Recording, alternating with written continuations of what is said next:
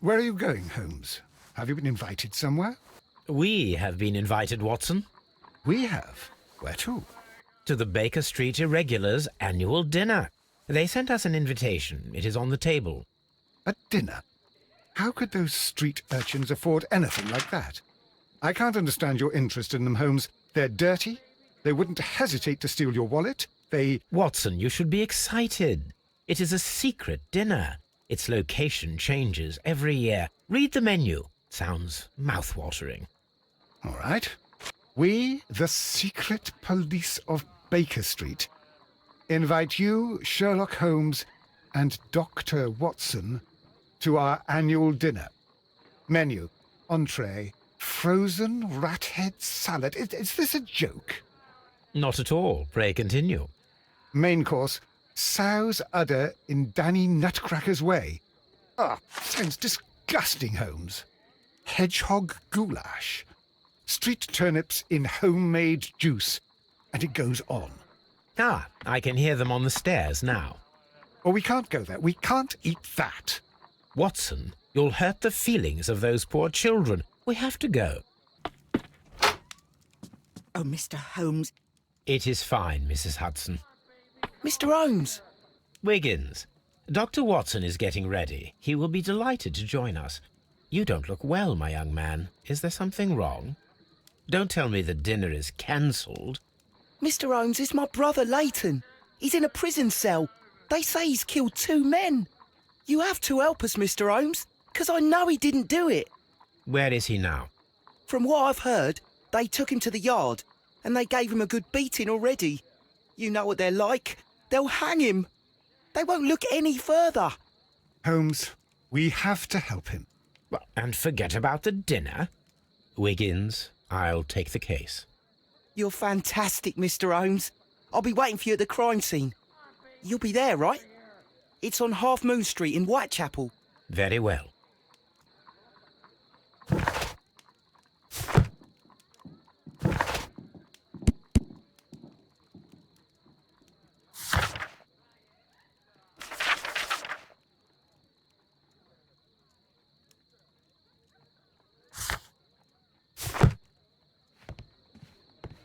Holmes, poor little Wiggins needs our help.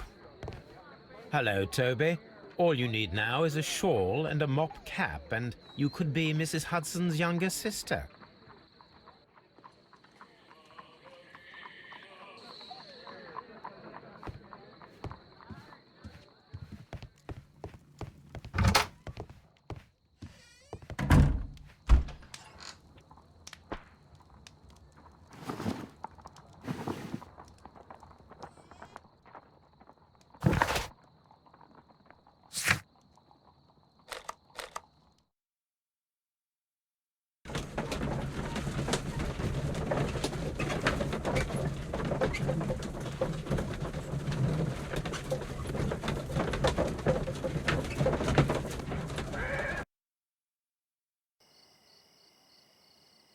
Holmes, poor little Wiggins needs our help.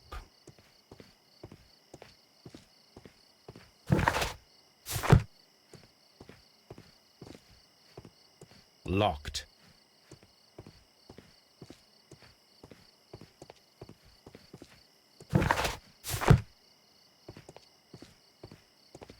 Locked.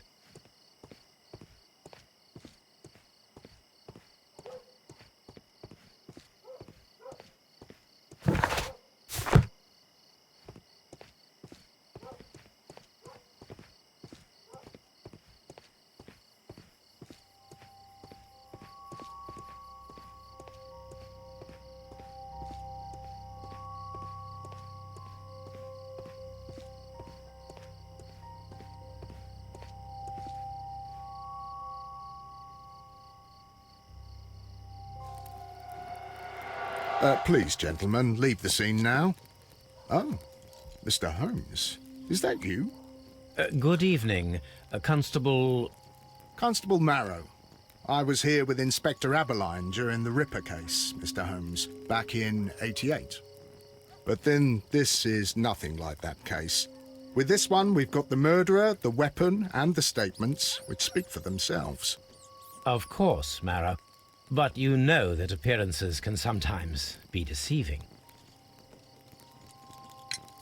Who were the victims? The two men here, both shot. The stab fellow was Brian Vercotti, a well-known ruffian. The other, Kenneth Butler, a jeweller by trade. You spoke of statements. You have witnesses? Well, I was there, so I gave my own statement. And then there were two other witnesses who said they saw the killer Chapman. Mr. Turner, a gentleman who lives in that flat over there. And Polly Powell, a flower seller, who was over at the far side of the street. So, Constable Marrow, I should be delighted to hear your testimony. I was standing at the north side of Half Moon Street. That was the side that you came from. But you would have been unable to observe this part of the street, where we are standing now. That is correct. But I saw the two victims slowly enter Half Moon Street, and then shortly after, the fireworks started. A few minutes after that, the fellow Chapman rushed towards me and ran into Half Moon Street. Please continue. I didn't pay attention, but suddenly I heard a woman's cries and police whistles on the other side of Half Moon Street. I rushed over there and I saw the two dead bodies on the ground. When I reached Whitechapel Street, I saw Leighton Chapman. He'd been caught by two police constables. Did you hear the shots? I didn't hear any shots. The fireworks were all over the sky. They were so loud I couldn't hear anything else. What were the fireworks in honor of, Constable? Well, today's Queen Victoria's birthday, Mr. Holmes. Yes, I appear to have lost track of the days. It is May now, of course. Constable Marrow, what else caught your attention while you were running through Half Moon Street? I saw nothing but rats, and I took the time to light every corner with my lamp. Did you happen to look up at Mr. Turner's window when you were on Half Moon Street at that time? Yes, I saw that the window was open, but no one was there. It was dark in the room. Constable, your statements have been of great value to me.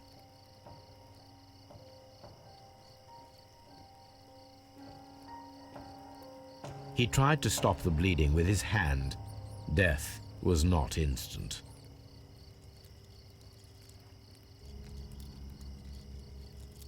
The bullet penetrated his stomach, a dreadful wound.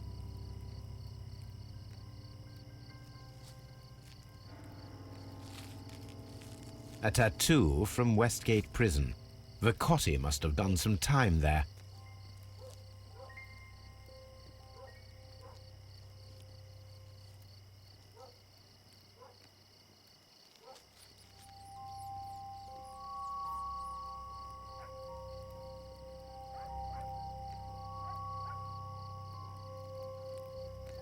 Brian Vercotti suffered greatly. What a terrible way to die.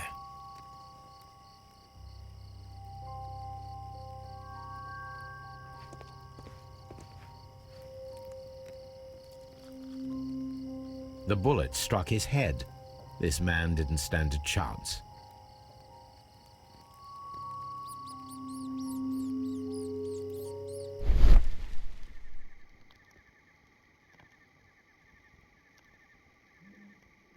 A piece of wood that has stuck between the cobblestones. Let us take a closer look.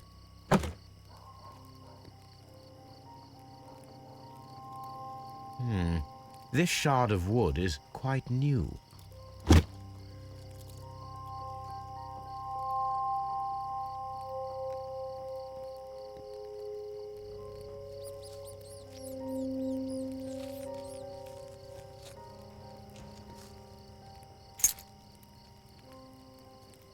This is an ordinary key. I wonder what kind of door it opens.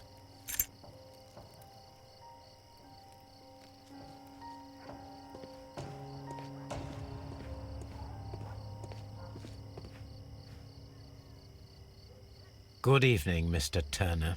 I heard Constable Marrow reply to you as Mr. Holmes. Are you that detective gentleman? I've heard of you. And well, I know things. Things about this evening. Excellent. Might we hear your story?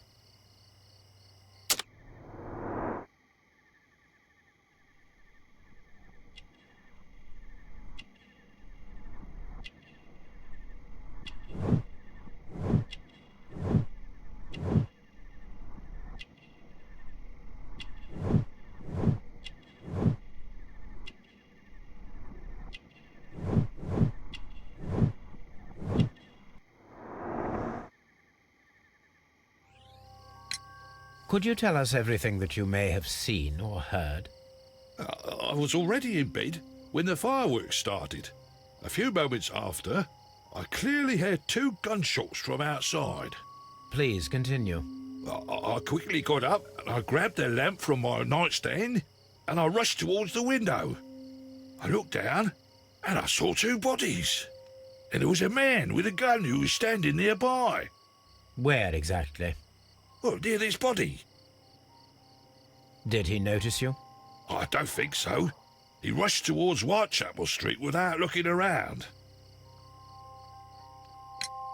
Mr. Turner, did you see anyone else in the street?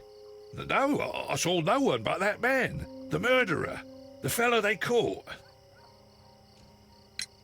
Were the 2 shots you heard consecutive?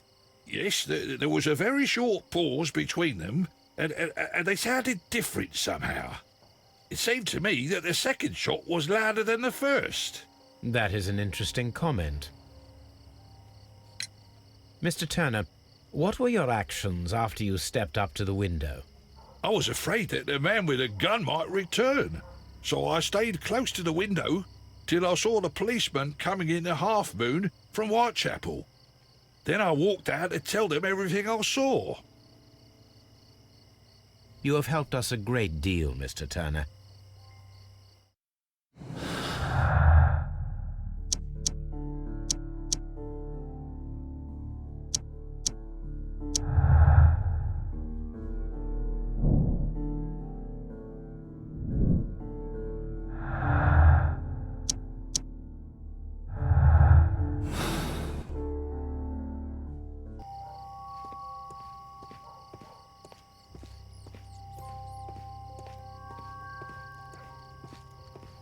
A fairly long pole with a forked end.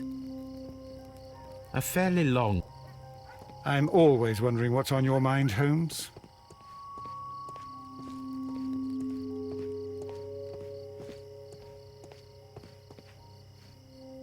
I'll do anything to save my brother, Mr. Holmes.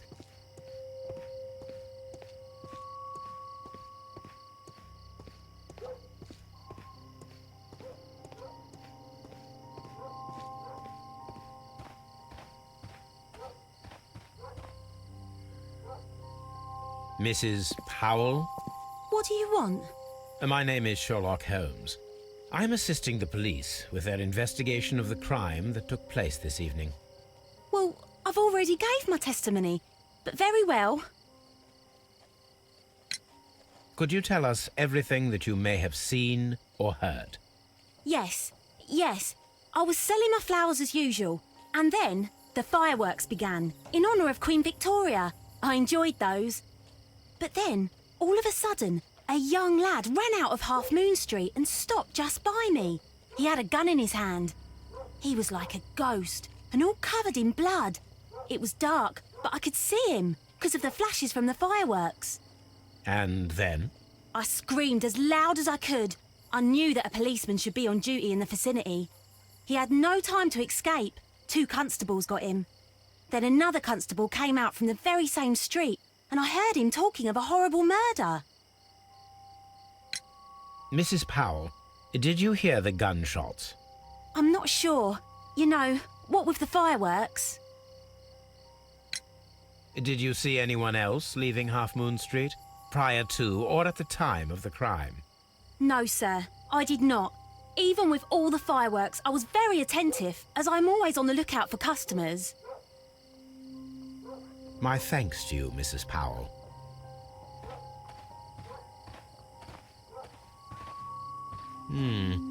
This mirror is turned towards Half Moon Street.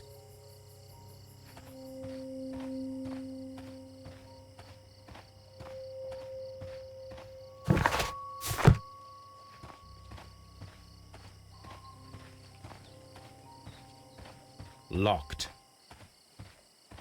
Locked.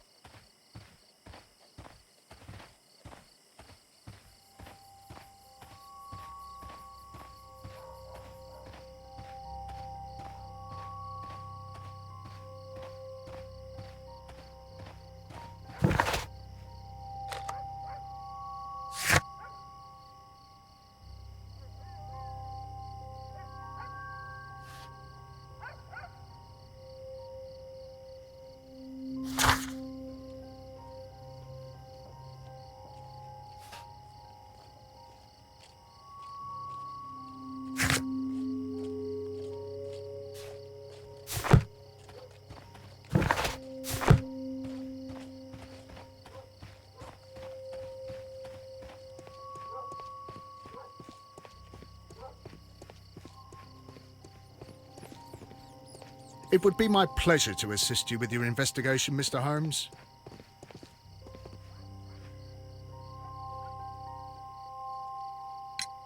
Mr. Turner, you have stated that you remained close by your window after the crime, is that correct? Oh, yes, Mr. Holmes.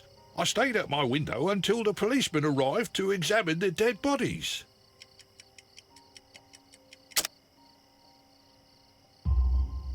That is very interesting, Mr. Turner. Constable Marrow stated that he did not see anyone at the window when he was running through Half Moon Street. Well, I think Constable Marrow and me, we might have been distracted by the whistles and shouts coming from Whitechapel. We could have missed each other somehow. You understand what I mean? It was a bit of a stressful moment, to tell you the truth, sir. Allow me to form my own theories, Mr. Turner. Would you mind showing me the view that you had from your window? Not at all, Mr. Holmes. Please, follow me. Mr. Turner appears to live very modestly.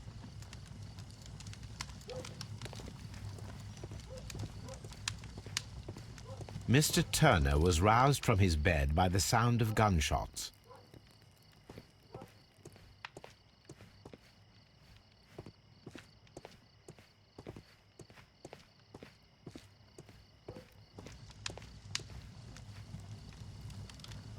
The books on this shelf are in a mess. It looks as though Mr. Turner was trying to find something in a hurry here a short while ago.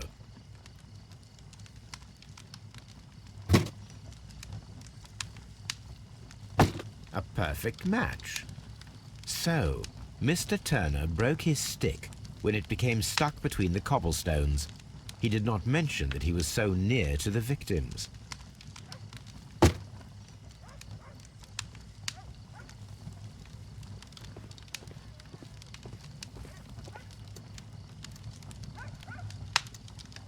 This fire is dying out. It was last tended to over an hour ago.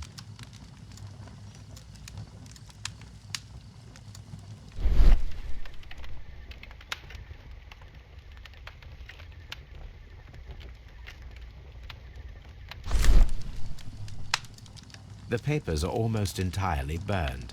I am unable to see what's written here. These words are illegible. The papers were thrown into the fire just a short while ago.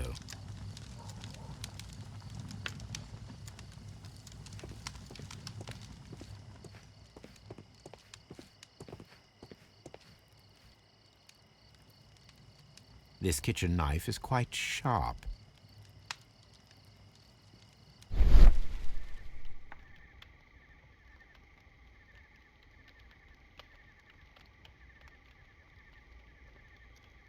There are pieces of shredded paper scattered over the table. This kitchen knife was used to cut the paper.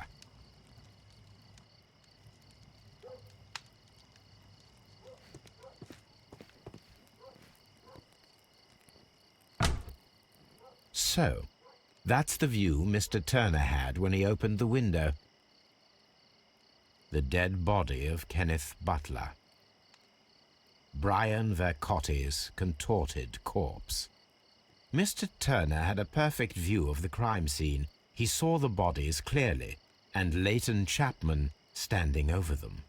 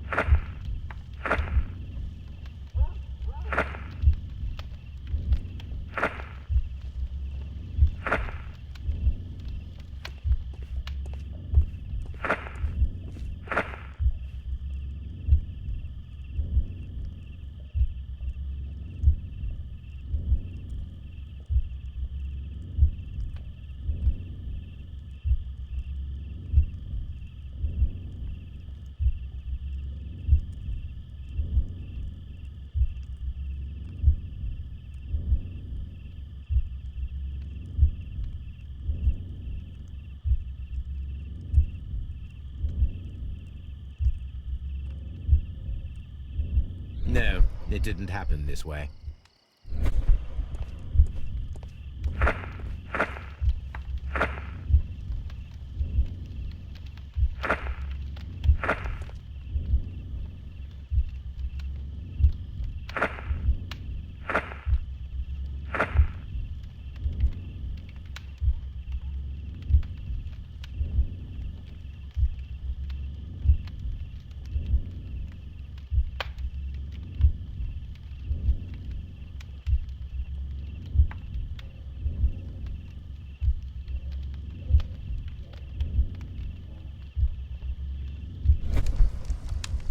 So Mr. Turner used a book to hide an object that he found on Kenneth Butler's body.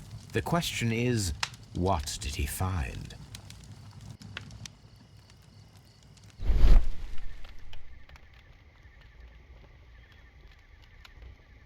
I can see prints from greasy fingers upon the cover of this book.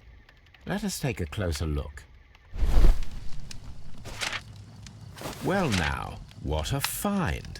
A precious jewel, concealed inside a book.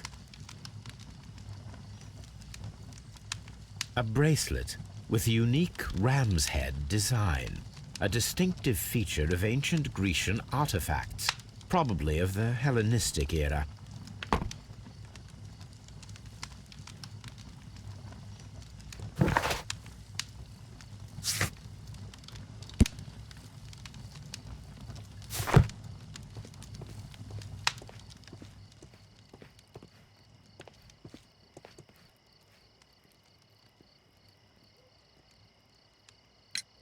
Mr. Turner, how would it be possible for a man of advanced years, such as yourself, to rush from his bed to the window in a matter of seconds, as you have stated?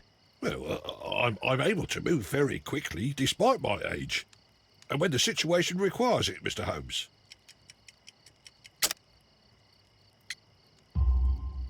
I highly doubt that, Mr. Turner.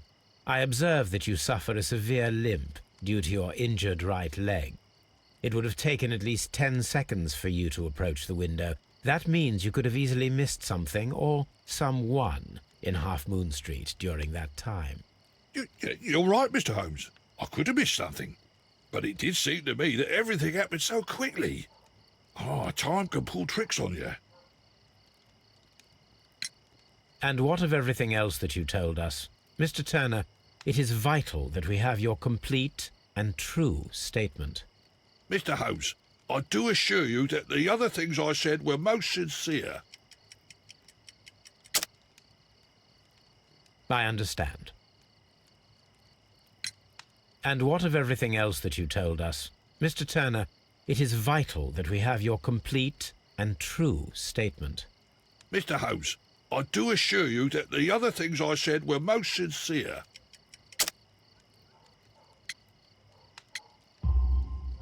Mr. Turner, you were not sincere with me. Not then and not now. But Mr. Holmes... This, Mr. Turner, does not look like anything that a poor man might possess. It is worth more than the home that you live in. I can explain. No, merely correct me if I am wrong. You saw Leighton Chapman through the window, but you also noticed a glittering object on the ground, this precious jewel. You walked down and took the bracelet from the body of Kenneth Butler, and when you heard the whistles, you hurried away. That broke your walking stick. It caught fast between the cobbles. Constable Marrow was unable to see you in the window as you were climbing up the stairs on your way back to your flat. Upon returning home, you hid the precious jewel inside a book. Mr. Holmes, please don't send me to prison. I didn't do anything bad. I'm just a poor man. When I chanced upon the bracelet, I saw it as an opportunity to make a little money. I was desperate. I only took the bracelet, that's all, I swear. You made a mistake by lying to me. But you are not a criminal. I believe that. Although I must return this bracelet to its rightful owner.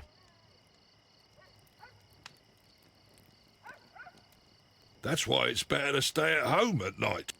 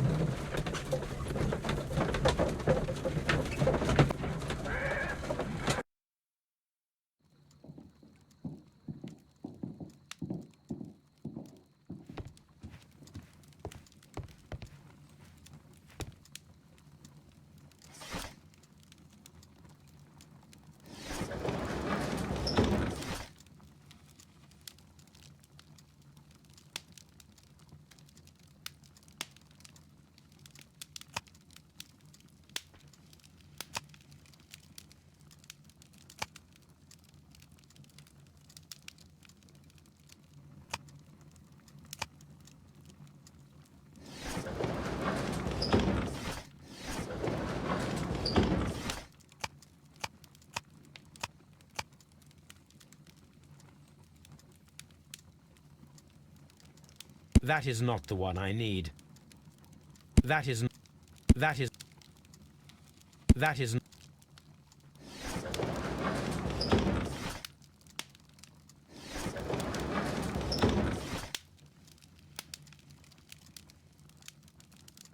That is... That is not... That... Here it is. I need to continue my research in my archives.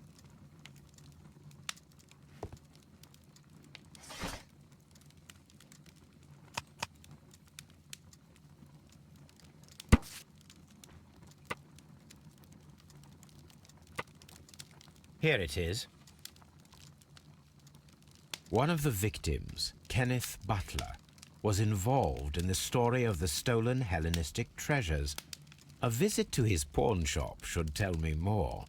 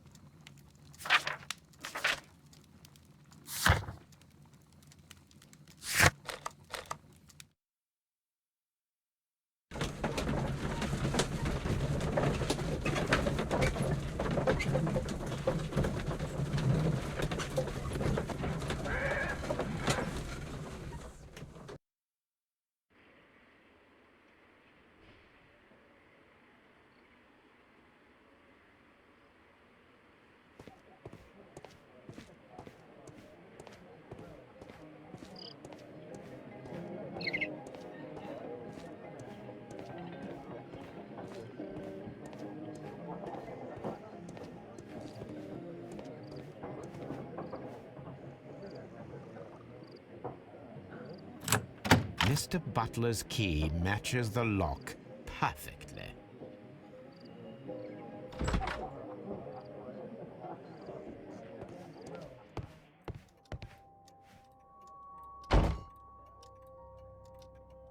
Crampons and a sharp ice axe would only be brought here by a mountaineer.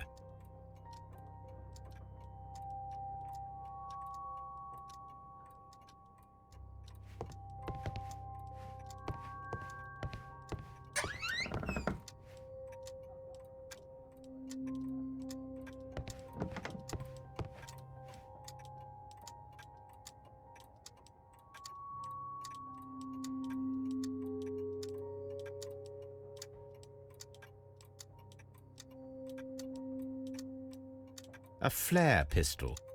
Perhaps it was pawned by a destitute sailor.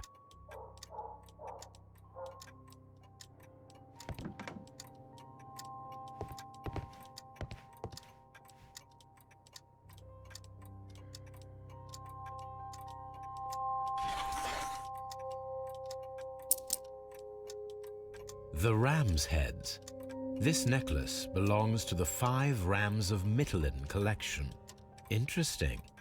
That means that Kenneth Butler owned a part of this collection all this time, 10 years after the theft.